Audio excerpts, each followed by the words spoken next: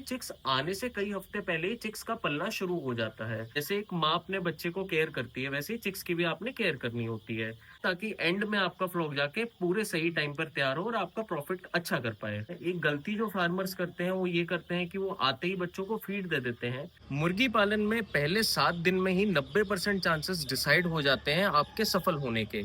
इसलिए ब्रूडिंग बहुत ही जरूरी है। नमस्कार किसान परिवार, इस वीडियो में हम आपको अपना एक ब्रूडिंग सेटअप दिखाएंगे और साथ में बताएंगे कि ब्रूडिंग के टाइम पे आपको किन किन बातों का ध्यान रखना होता है और एक स्टेप बाय स्टेप गाइडेंस देंगे। आप अगर एक नए फार्मर हैं या एक पोल्ट्री फार्मर है जिसको ब्रूडिंग करने में दिक्कत आती है या अपने सेटअप को और बेहतर करना चाहता है, तो ये वीडियो आपके लिए ही है। सबसे पहली चीज जिसके बारे में हम बात करेंगे वो होगी ब्रूडर के अरेंजमेंट के बारे में। देखिए, चिक्स आने से कई हफ्ते पहले ही चिक्स का पलना शुरू हो जाता है। वो इसलिए क्योंकि चिक्स की तैयारी हमें 2 से 3 हफ्ते पहले ही कर लेनी चाहिए। अगर आप जिस ब्रूडिंग स्पेस में अभी चिक्स छोड़ने वाले हैं उसमें आपने पहले भी चिक्स डाले हुए थे, तो कम से कम 2 से 3 हफ्ते का गैप जरूर दीजिए। उसकी अच्छे से क्लीनिंग करवाइए, लिटर को अच्छे से फिकवाइए, बर्निंग करवाइए, तब जाके ही नया चिक्स को छोड़िए। हमने इस सेटअप में भी पहले चिक्स रखे हुए थे, तो सबसे पहले तो हमने जो चिक्स थे उनको हटवाया। वहां पे फिर अच्छे से फ्यूमिगेशन और डिसइंफेक्टेंट कराया।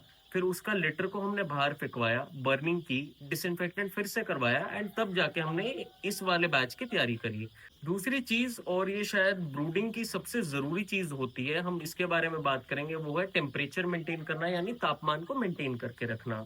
चिक्स छोटे होते हैं, उनको नेचुरली थोड़ी सी गर्मी ज्यादा चाहिए होती है। जैसे अगर हम पहले दिन की बात करें तो चिक्स को 32 से 35 डिग्री का टेम्परेचर चाहिए होता है। आप इस टेम्परेचर को मेंटेन करने के लिए अलग अलग तरीकों का यूज कर सकते हैं। इस पर्टिकुलर ब्रूडिंग सेटअप में अभी हम बुखारी का यूज कर रहे हैं। आप चाहे तो इलेक्ट्रिक ब्रूडर का, गैस ब्रूडर का, डीजल ब्रूडर का, किसी का भी यूज कर सकते हैं। हमारा गोल होना चाहिए टेम्परेचर को अच्छे से मेंटेन करना।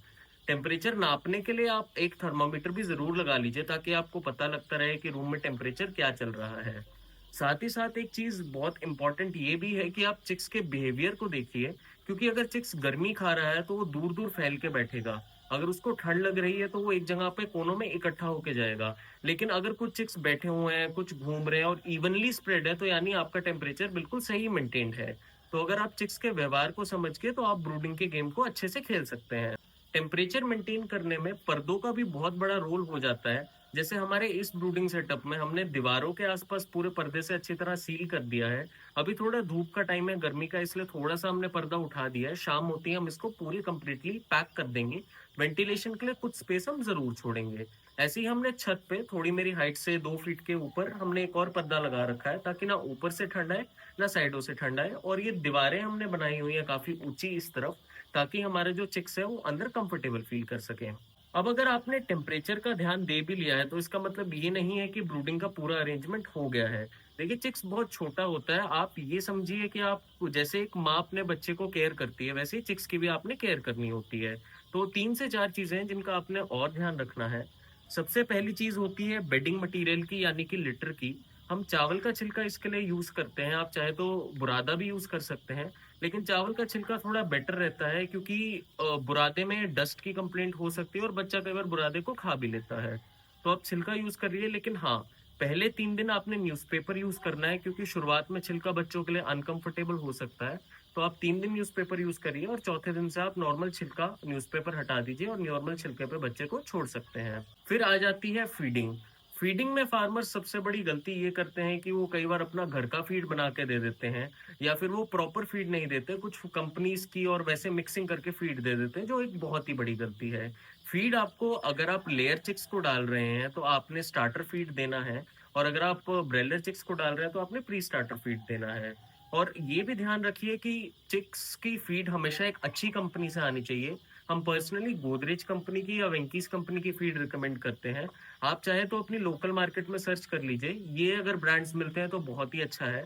अगर ये ब्रांड्स किसी भी कारण से आपको नहीं मिल रहे हैं, तो आप लोकल में बाकी फार्मर से बात करिए, उनसे पूछिए कि उनके वहां पे कौन सी फीड अच्छे रिजल्ट देती है, तो आप उस कंपनी के साथ भी जा सकते हैं। अब इसके बाद एक इम्पॉर्टेंट चीज होती है पानी की।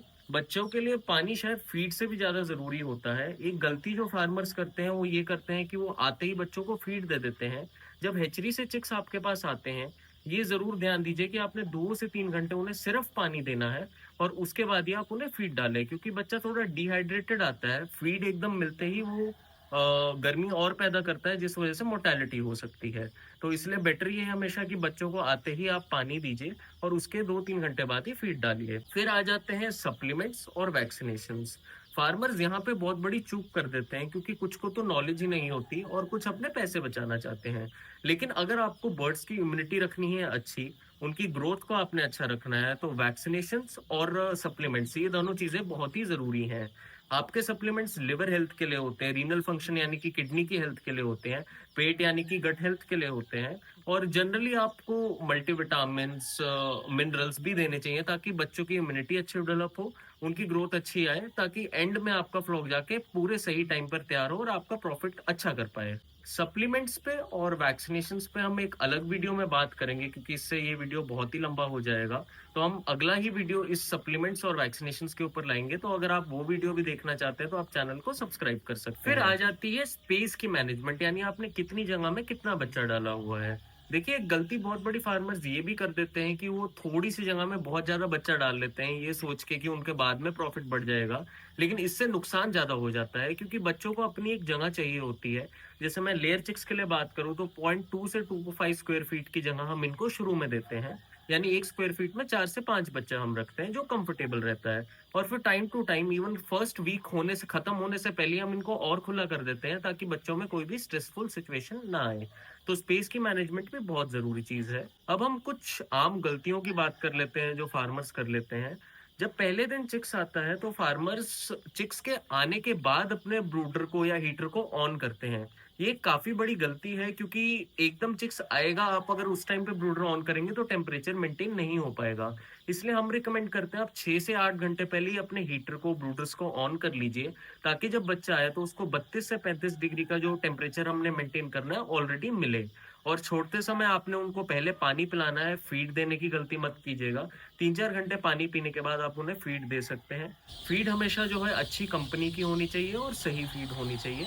चिक्स के लिए पहले 24 घंटे बहुत ही इंपॉर्टेंट होते हैं। इन्हीं 24 घंटों में शायद आपके आगे आने वाले हफ्ते भी डिसाइड हो जाते हैं, तो चिक्स के आते ही पहले दिन तो आपने इनका खास ध्यान रखना है। डेली ऑब्जर्व करिए, अगर कुछ चिक्स आपको लगता है वीक हो रहे हैं उन्हें बाकी फ्लॉक से अलग कर लीजिए ताकि हम उनको अपने स्पेशल केयर यूनिट, कई जगह इसको आईसीयू भी कहते हैं, बस इसका मतलब ये होता है एक छोटे से सेपरेट कमरे में डाल सके ताकि इनको हम मल्टीविटामिन दे सकें, प्रॉपर और फीडिंग कर सके और इनकी रिकवरी करवा सके। अगर आप इनको बीच ही बैच में छोड़ देंगे तो इनकी रिकवरी के चांसेस बड़े कम हो जाते हैं। हमने अपनी तरफ से आपको वो सारी चीजें बता दी जो एक नए पोल्ट्री फार्मर को पता होनी चाहिए चिक्स लेने से पहले या एक ब्रूडिंग सेटअप को तैयार करने से पहले। अगर फिर भी कोई चीज हमसे रह गई होगी तो उसके बारे में हम कमेंट्स में बाद में ऐड कर देंगे, और अगर आपके भी कुछ सवाल हो तो आप वो भी कमेंट्स में ऐड कर सकते हैं, हम उनका भी जवाब आपको वहीं दे देंगे। तो याद रहे, अगर ब्रूडिंग स्ट्रांग है तो फार्मिंग स्ट्रांग है। हम पोल्ट्री पे और एग्रीकल्चर पे रेगुलरली ऐसी वीडियोस बनाते रहते हैं, तो अगर आप ऐसी वीडियोस देखने में इंटरेस्टेड हैं तो आप हमारे चैनल को सब्सक्राइब कर सकते हैं। धन्यवाद।